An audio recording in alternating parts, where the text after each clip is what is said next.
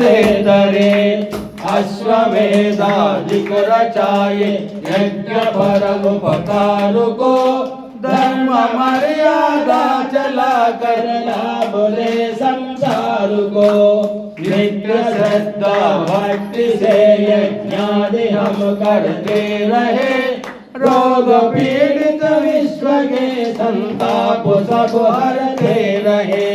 भावना मिट जाए मन से पाप अत्याचार की कामनाएं पूर्ण होवे यज्ञ से नर नार की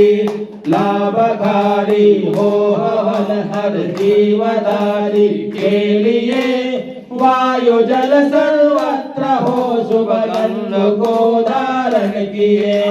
स्वार्थ भाव मिटे हमारा प्रेम पद विस्तार हो